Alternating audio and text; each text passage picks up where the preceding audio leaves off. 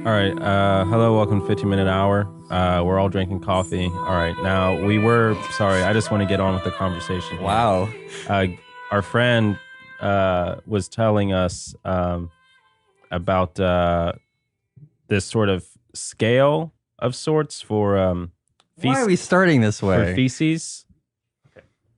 Well, because it's It's interesting. called the Bristol stool scale. Yeah. Well, I It's knew a used guy by who could poop in cubes, so gastroenterologists. we're trying to figure out the science behind It's it. a wombat that poops in cubes. Well, I had a So- human friend who pooped in cubes. I'm thinking that the cube, It's part if you could wombat. call it a cube, might be like what you would call a type 5 or a type 1. Okay. I'm not super familiar with the exact differences, but those are like they tend to be in diets that lack fiber. So instead of getting a nice sausage shaped stool, you get hard little chunks. I want to take this to its teleological ends, and just kind of, because like with girls it's astrology, and then guys get into MBTI. But I feel, going off of Savarin, the French gourmand. He said, "Tell me what you eat, and I'll tell you what you are." Well, I think that would naturally mean tell me what you poop, and I'll tell you what you are. So, maybe real personality distinctions and even hierarchies of how we organize labor in society should be based on the feces we produce. Well, I think that you probably can tell a lot about someone's diet based on their stool if you are a specialist in such a field, whether it has a high fat content or protein content or, fiber. Those are things that are easy to tell. And you might be able to make some inferences about personality based on that. So you have what is it? Skincare. What is that? Dermatology, ophthalmology, general practitioner, surgery. Is there like neurology? Is there like a type of doctor, or urologist? But is there a type of doctor that just studies feces? Not specifically feces, but Uh-huh. gastroenterologists. Okay, so he would be the closest most things. knowledgeable on poop. Indeed, yeah. Okay. Huh. Do you know any students who, because you're in med school, do you know any students interested? Like, I mean, is that something generally you hear? Is it like Hogwarts, like, oh, I'm going to go specialize in this, or I really like feet, I'm going to be a podologist, or I really really like children's genitals, I'm going to be a urologist or whatever. Is there someone who just really wants to study the way our bodies produce feces? Yeah, and most people, if they come into medical school with a strong idea of what specialty they want to go into, which not everyone does, most of the time it's not GI. Most of the time, if they become interested in GI, it's after studying. That's a it. refined interest. Yeah, or doing your rotation. But there's a lot of research in stool. The microbiome stuff you might have heard about, like the bacteria that live in your gut. Yeah, they're trying to make toilets that tell you if you have cancer based off this. Oh, I hadn't heard about Yeah. that, but I'd heard a lot about like stool transplants for people who have like a terrible Western diet and Tell them about the stool banks. stool banks. Oh yeah, this is something I did a little project on a while ago. Um, but it's for people who are in the know, it's it's pretty obvious that in the Western world where we have the Western diet, there is a loss of biodiversity in the gut microbiome, which is all the different bacteria that live in your gut and are crucial for metabolism and just general health. And that the sort of diet we eat over here causes a massive loss of biodiversity of those bacteria, which causes a lot of health problems. Are people too sanitary? Is that it? Or? That's a big part of it, yeah. And then I just also, eat off the plates of what people leave at my restaurant I work at. So I'm trying to do my part to spread biodiversity in my gut. well, that's an admirable goal. I call it getting the natural vaccine. But anyway, what some of these researchers in GI have been into is studying the microbiota of people who live in various traditional cultures and cataloging the different species of bacteria that are found in their stool. And they find that there are huge numbers that are present in these traditional societies that are not present in the West, and that those tend to be correlated with better health. So there's a sort of race against the clock to create what's called poop banks, where you have sort of repositories of these bacteria before those cultures get totally westernized and end up with the same sort of problems we have now. And if you have these poop banks, then you would be able to create sort of like either pills or suppositories or fecal transplants to sort of restore biodiversity. Okay, now this is fascinating on a purely ideological sense because it's basically a way to human farm in a way that's still like ethical to liberal global capitalism. In a very manifest way, right? Because it's like, oh, we're taking these poor, disenfranchised, non-industrial peoples and we're taking all their poop for them so we can use it for our superior, unfortunate, industrialized peoples. It's like, well, there's an easier solution to all this, but we'll just have this divide going on. That's fascinating. We're going to have poop farms with basically human cows. We have to maintain at least some population of people who live a traditional lifestyle, eat traditional food, if only so we can harvest their poop. Wow. Can you make money donating poop like you can with plasma or blood or other things? I don't think anyone's doing that currently, but legally, yeah, you can. So if anyone... The black market poop. Right. If anyone wants to make some quick money, there's the next big thing. I like how you don't want to give medical advice, but you're here giving legal advice about how to sell your I'm not a food. lawyer. He's not in law school. I'm just saying, you're going to med school. I'm going to business school. 10 years from now, I think we could have a successful thing going. A startup, a poop up. Startup. Yeah. We can make an app. It reminds me of one of the more bizarre digressions in Victor Hugo's Les Miserables when he's talking about the sewers and like how all this poop is going to waste by just being poured into the river when it could be used for like so many wonderful things to fertilize crops. And I do seriously think about this, especially after reading Masanobu Fukuoka, this Japanese farmer, really cool guy, but he talks about like, I mean, there's so many things he says, but if I wanted to sum up, he's like, we do way more work than we need to. If everyone farmed intelligently, we would probably spend 3 to 4 hours a day working and have the rest of the time for leisure. Of course, this means no industrialism, blah, blah, blah. But basically, I think why he's so important, especially nowadays, that people kind of have this meme that like before industrialism, people just worked a lot. And it's not that that's untrue. It's just that a lot of that was not necessary. And actually, you can live a very agrarian, natural, communal, organic lifestyle that is not against nature and God, and also requires even less work than modern capitalism does. But anyways, one of the things he talks about is like just people in industrialism and modernity have become so alienated from their own, kind of in a Zizekian way, have become so alienated from their feces. And they see all these things as disgusting. And the very idea of putting on the crops disgusts people. What they don't realize is that they're doing this anyway in a much more roundabout way. So you may as well, and understand that plants are nature's way of decomposing all of that to begin with, especially fungi, which are awesome. And the Japanese really know how to do their fungi right. But anyway, it's like, yeah, I kind of dream sometimes of starting a little commune and having farms and just, putting the piping system straight into the crops or something like that. That sounds, it's kind of disgusting, but it's like, well, the plants are going to, refine it anyway. I remember my grandfather had this little wooden sculpture he brought back from Korea when he was over there in the Korean War. It's like of a Korean farmer carrying 2 buckets across his shoulders, and he used to say, "Do you know what those buckets are holding?" And the answer was poop. He's going out to fertilize the crops. How do you know they were poop? I guess that's just what he was told when he got the sculpture. But Huh. Were you going to say Seraphim? Do you want... I'm so glad I was dragged out of bed 15 minutes ago for this. But do you want to actually talk about farming instead?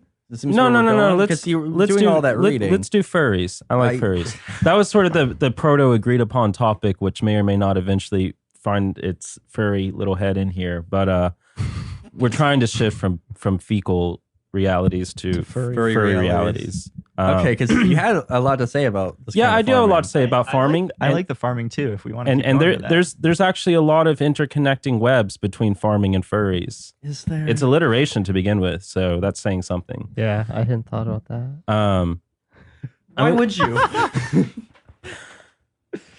Okay, well, maybe we'll put furry on the side for We'll a put second. furries on hold.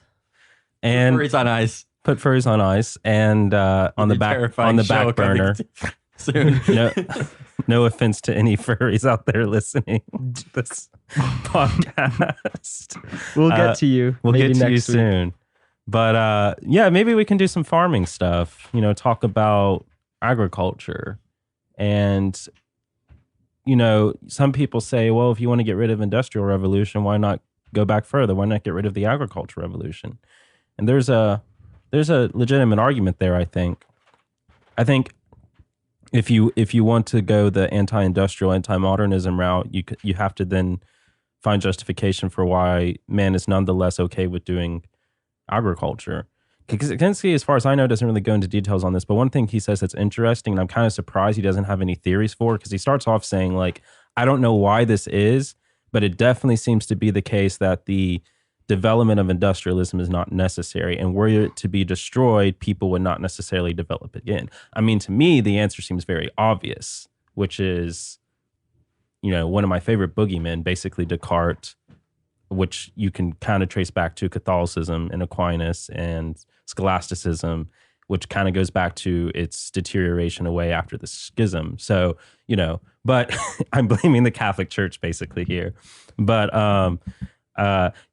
it seems like it's pretty intuitive that there's all sorts of different paths that technology can go down, and people kind of have this idea where technology is like morally or philosophically neutral, but so much of the way technology develops is always already assuming certain philosophical predispositions. For instance, industrialism in major part takes on this assumption of the idea of how man relates to nature, with nature as something that is for mere use or utility. And that's really Descartes' I think, therefore I am. And then, nature just becomes this, in the Christian framework, something that man is meant to dominate over, rather than, I think this is the big difference between the Eastern and Western interpretation of Genesis, is that in the Eastern interpretation, in the Eastern Church Fathers, the role of Adam is a gardener. And what that means, and Fukuoka talks about this, is that the gardener is there to arrange nature like an artist with a paintbrush, and let it do its work.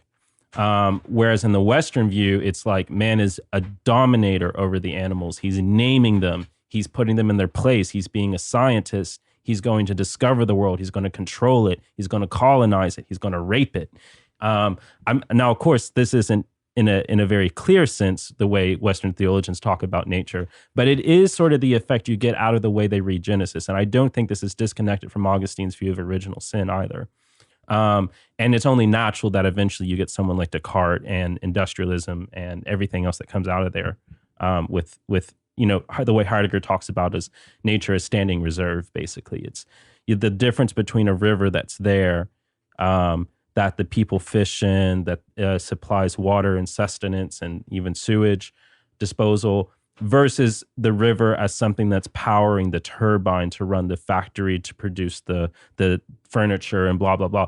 The difference is, although we don't really consciously think of it, for Heidegger, is that the river becomes something totally alien, and something that has not alien in a sense of mystery, or like there might be gods in this river. Right? You see this a lot in Miyazaki's films, where nature has this sense of mysticality. Rather, it's that the forest becomes what produces wood. The river becomes what produces power. It doesn't become this thing that has a mystical union with man, but rather something that is merely for man's use to dominate over. I think. Sorry.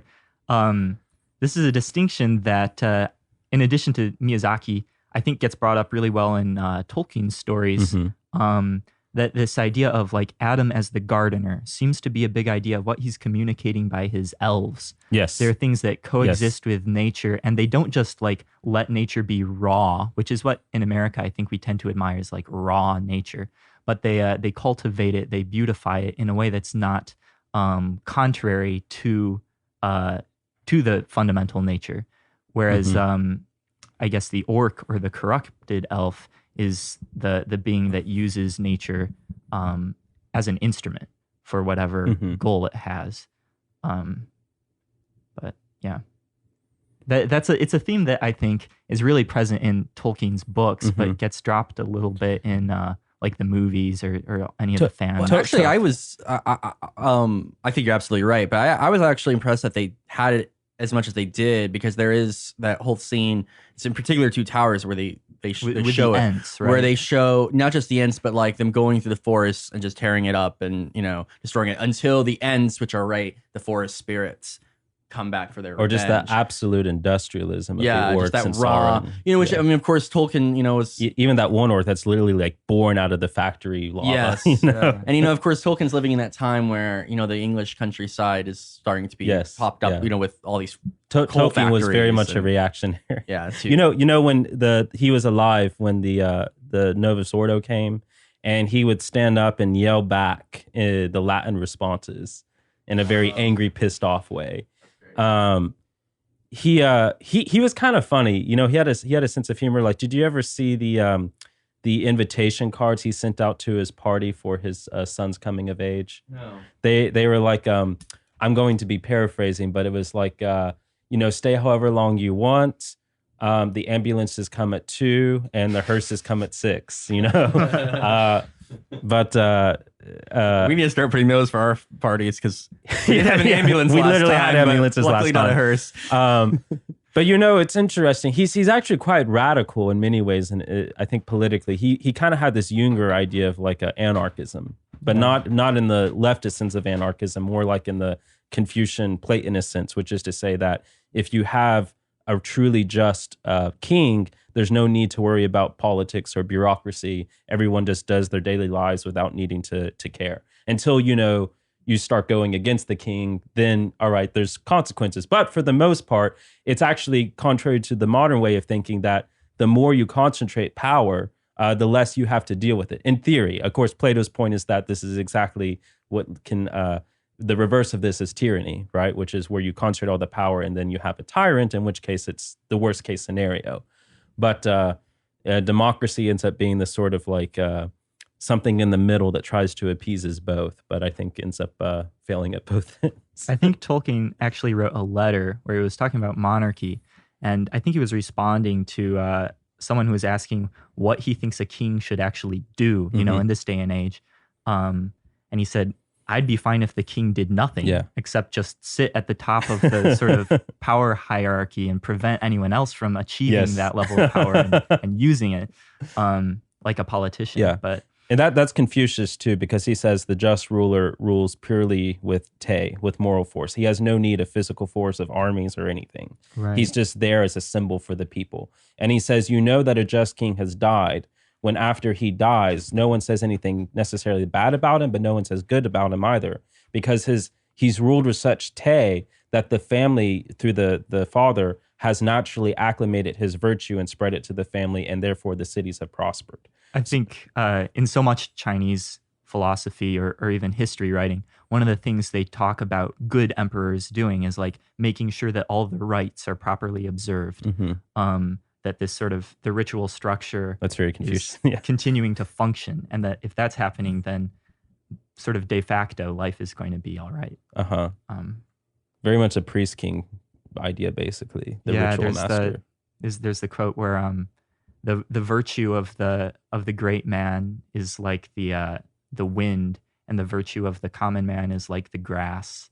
When the wind blows, how can the grass fail to bend? Something like that. That's nice.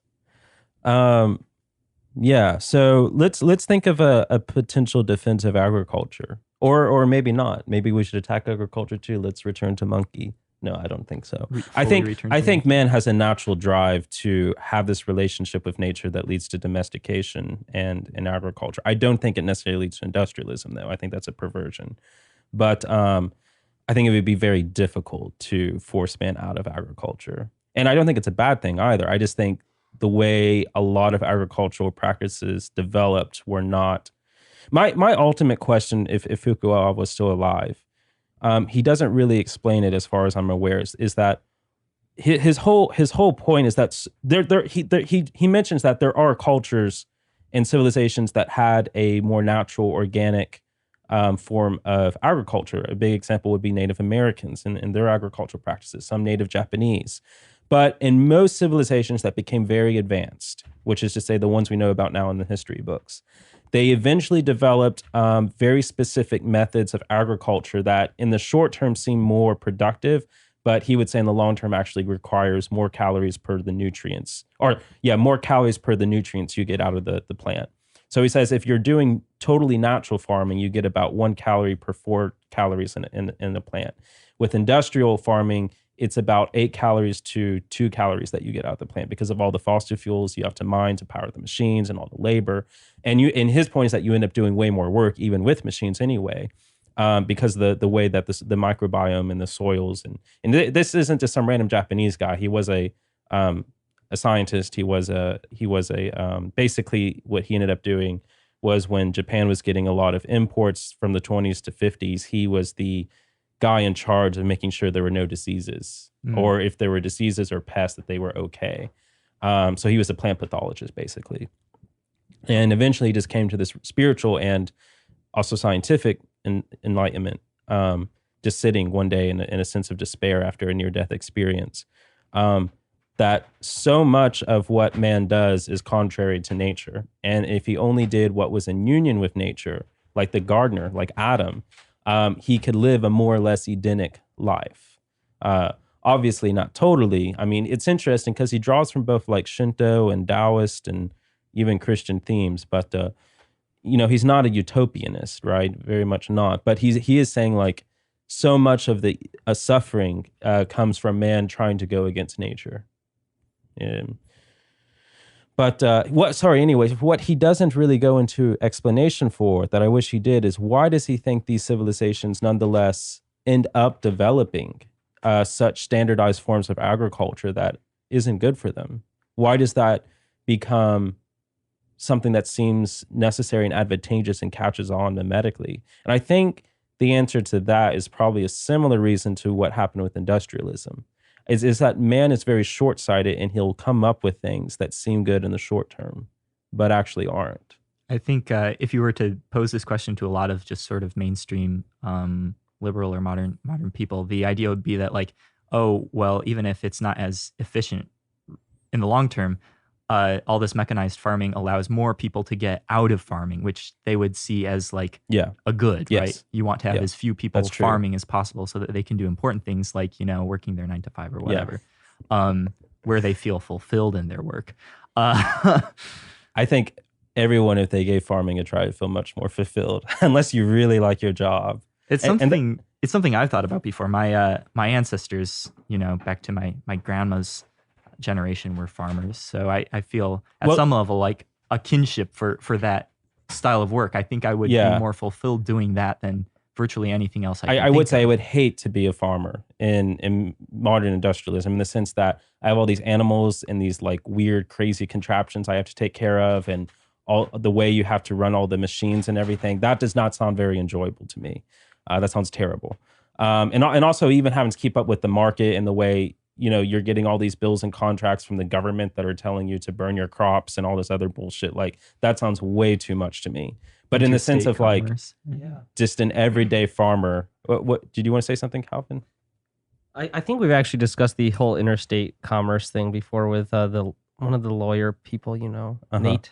Yeah. I think that's what Garrison was talking about. We had mentioned it one time. Basically, some guy made a ton of, I think, corn or wheat, and they ruled that it was too much because it was affecting the economies of other states, and that they could regulate how much he could grow even for himself. And he said, hey, I'm not selling it. I didn't sell it to anyone. I didn't even give it to anyone else.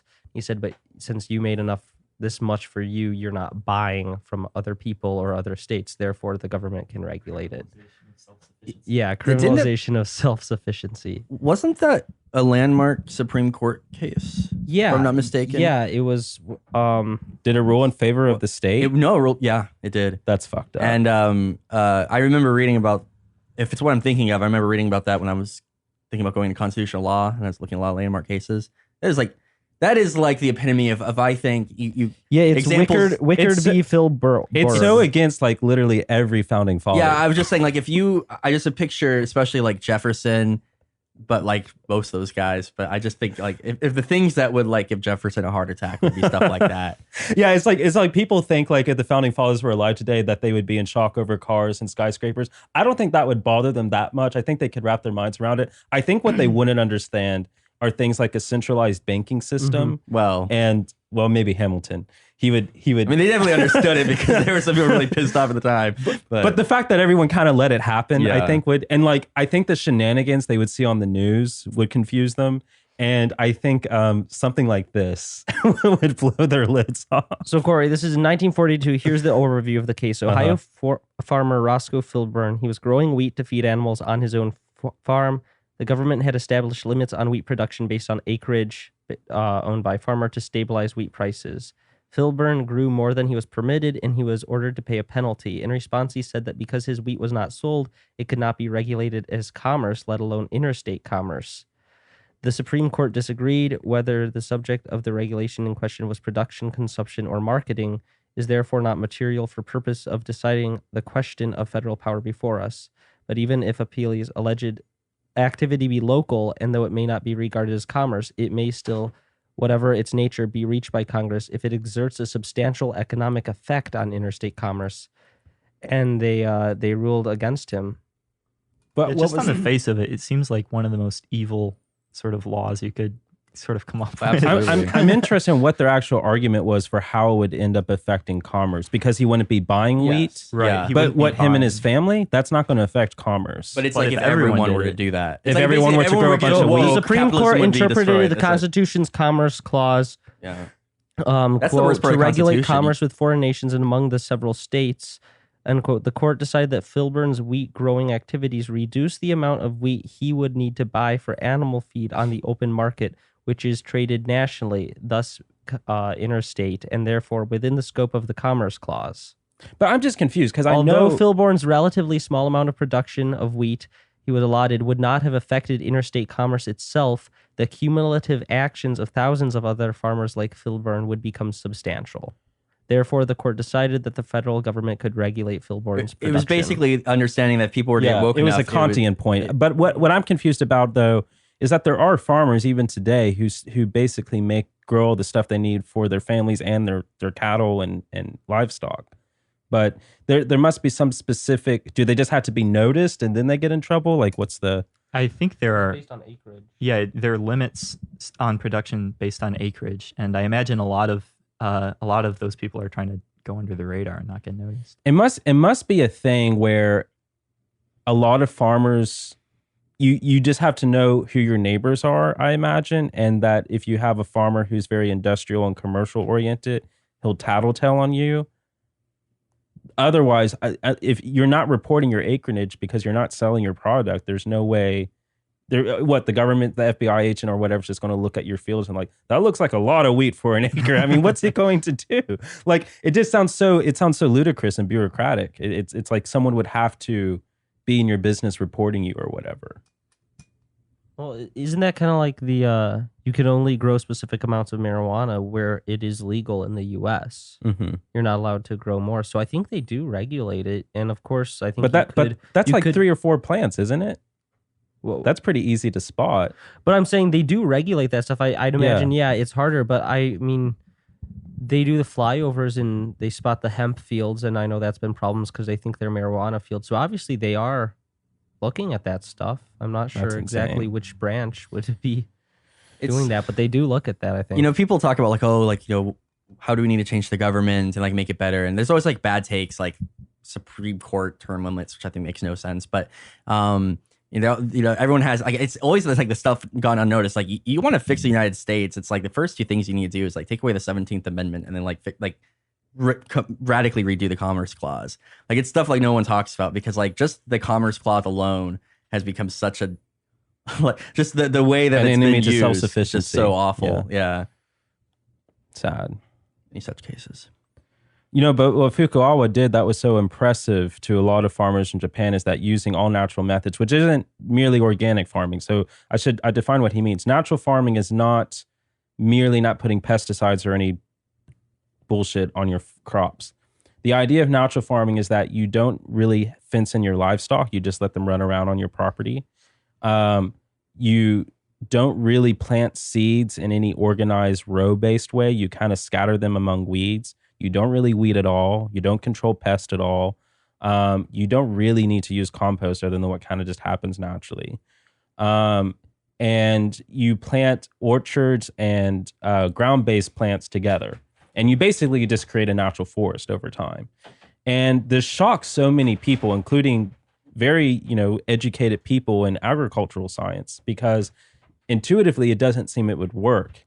Now, he does say that the main disadvantage of his methods is that they're extremely locally based, not in the sense that you can only do them in certain locations. He actually says you can do it in a desert.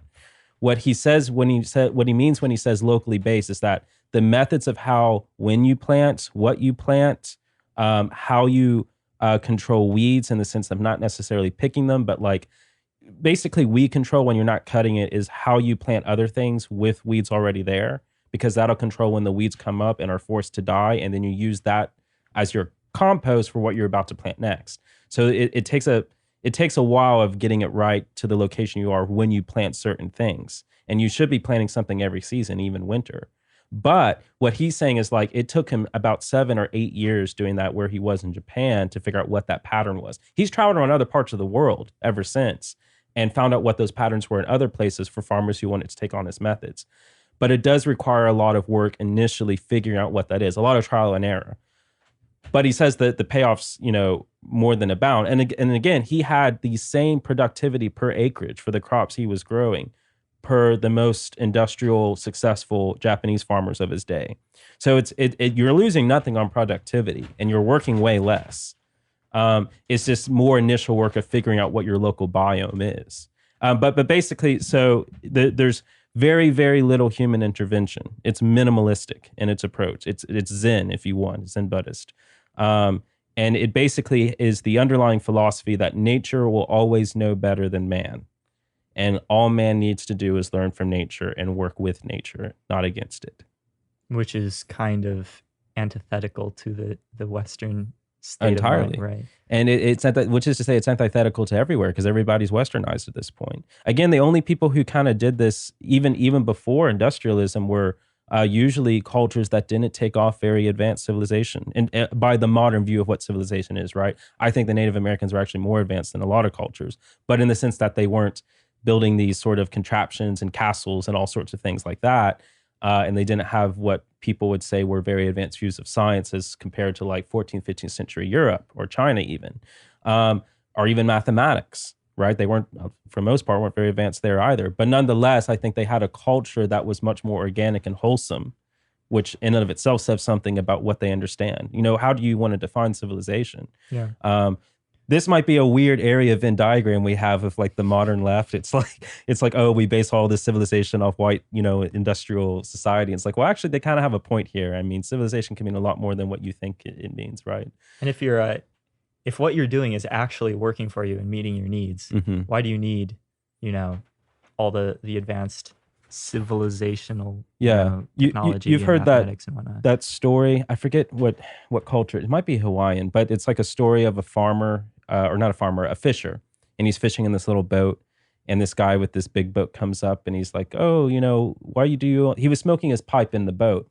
And the guy was like, why don't you fish instead of smoke your pipe? You could.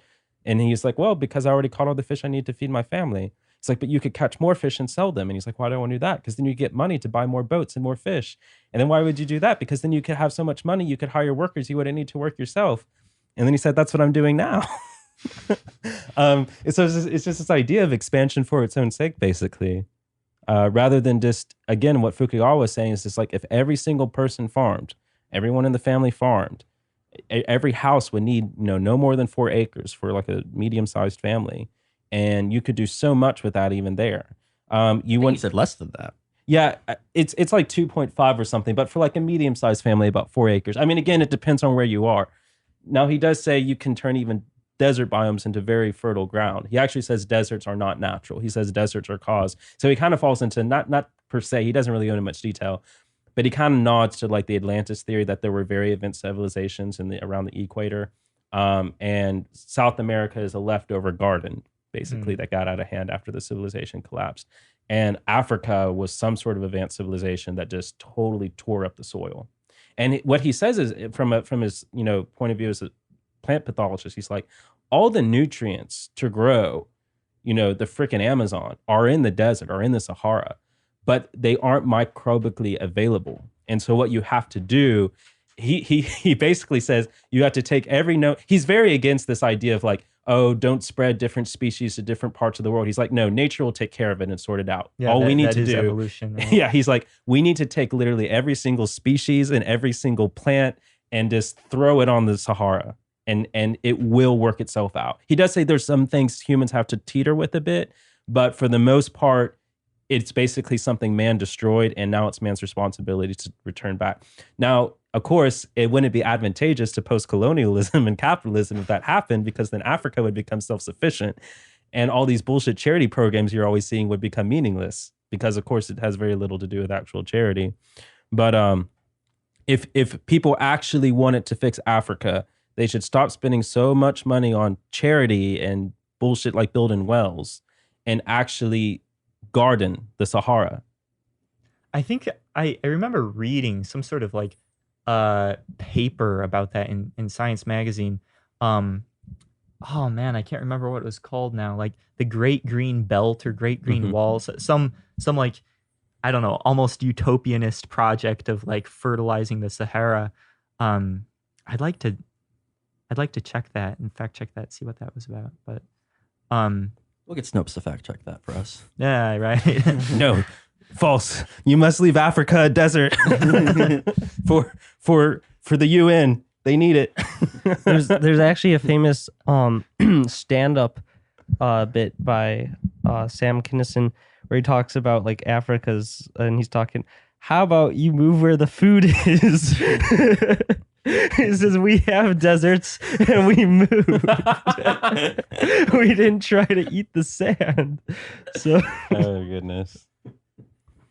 I mean, of course, so much of the reason of why these tribes are in the deserts now is because they were nomadic cultures, and colonialism forced them to become domesticated, basically. Right.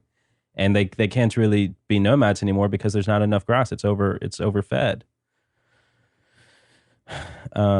Yeah, it's ridiculous. Not to say that Africa didn't have its problems before colonialism. It had many of them, but a lot of that might even be because of a previous advanced civilization that was already there.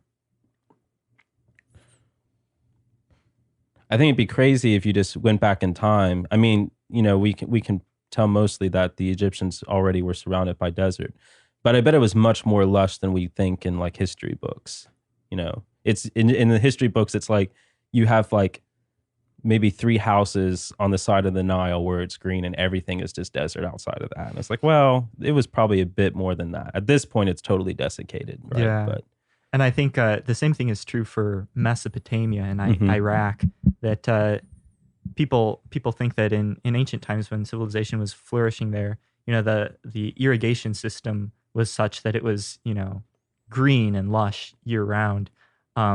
Those are rivers, the Tigris and Euphrates, that tend to flood quite violently in the rainy season. And the ancient civilizations developed the canals and the irrigation to harness that and make a garden out of this really somewhat inhospitable piece of land, but that sort of decayed after the Persian empires and then the Islamic empires took over that area, and now it's basically desert.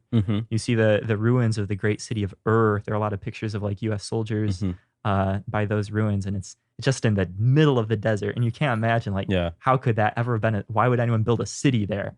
Yeah. But it was quite fertile at or the like time. looking at Genesis and be like, man, this Moses guy, he really got his geography wrong. There's no way Eden was there.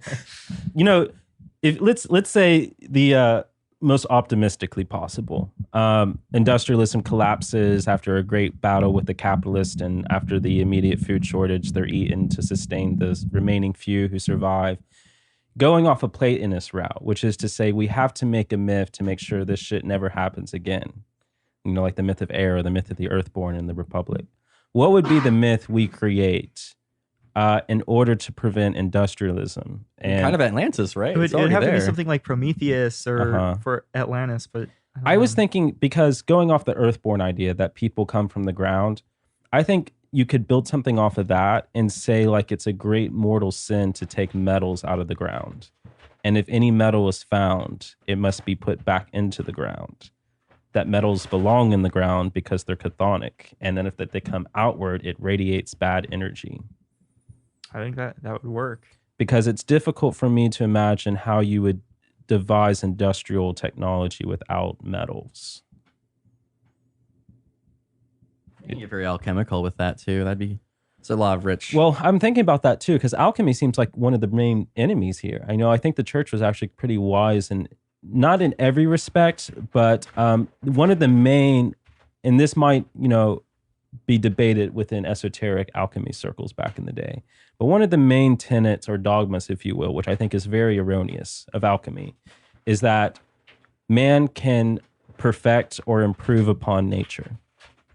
That's very much against Fukuoka, for example. Nature will always be above man. And all man does is gardens for nature. He can't really improve on it. I think Jonathan actually said that once, that you can't act against nature without impunity.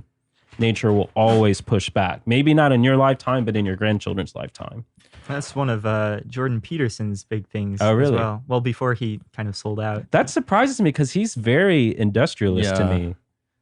He's like a capitalist, basically. He was talking about it, I think, less in the context of nature, more in the context of human nature. Oh, well, be fair he to just him. needs to press that logic further. Right. Yeah, no, this is Kaczynski's point. This is why he says conservatives are stupid, because they think you can have natural morality with unnatural relations to nature. He's like, no, one follows the other. If you have natural relations to nature, you'll have natural morality. But you're fighting a fool's battle if you're trying to push conservative family values on an industrial society. Right. Because technology will always win. The desire for capital will always win.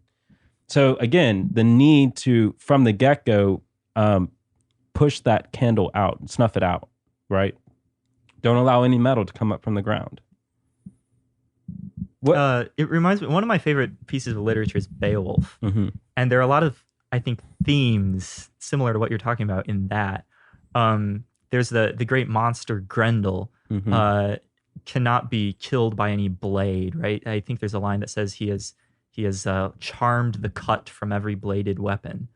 So like it's as if the steel belongs to him, belongs to the demon, and only Beowulf, who fights him hand to hand, can defeat him. Man, that's awesome. I haven't read Beowulf yet. I need to. It's great, and also Beowulf's sort of downfall comes from when they open up the cave where the dragon's treasure is hidden underground, which is of course metal again. Mhm. So I hadn't made that connection before, but And a lot of mythologies, usually the hell or the Hades gods, the chthonic gods are associated with metals. In Greek, Pluto, right, or Hades, is the god of not just death but also wealth, because you get rocks and metals from the ground. I think you would have to. I mean, ideally, I don't think there should be any currency whatsoever, even standard currency, but I think that's inevitably going to develop. And so people will use precious metals. I wonder if you can differentiate between precious metals like gold and silver, copper. Of course, if you go all the way, I mean, it'd be very difficult to even wage war if you're not using bronze or anything like that. That would be very difficult to control. I feel people are eventually going to do that. It'd be too tempting. Yeah, it's very hard. because people are always going to need to fight, Yeah. and So we need to they're going to modify. take whatever advantages they can get to try to win if there's Yeah. enough on the line. So you have to allow something in that mythology that allows people to make weapons from metals. Now it gets much trickier. I think you can prevent industrialism, but I don't think you can prevent war. War will always happen. That's very much in human nature. All right. Well, we are reaching the end of the 50 minutes. Do you have any closing remarks? Furries will be next time. Seraphim, you were going to say something about alchemy. Did you want to say anything else about it, or? Oh no, I was just saying if you want to create a myth, there's a lot you can do in relationship with alchemy and the way metals pertain Yeah. to the universe. But I was actually making a negative critique of it, though. yeah, I mean, I think you can do that. I mean, for sure. I was kind of reading some Paracelsus, and Does Paracelsus talk about that dogma? I haven't really delved. Paracelsus is interesting because he doesn't like to speak too clearly. Yeah, right. So I'd have to delve him a little deeper. Okay, well, in that case, I apologize that we didn't appease our furry fans, Our but very furry friends. we'll put that on the docket. And if we have more you'll be doing your research, homework, reading We'll Warrior be delving Cats. deep into the furry and community. if we have more fan requests in the comment sections, we'll pay particular attention to move it up. All right. Yeah, cool. All right. Until next time, thank you. We'll see you next time.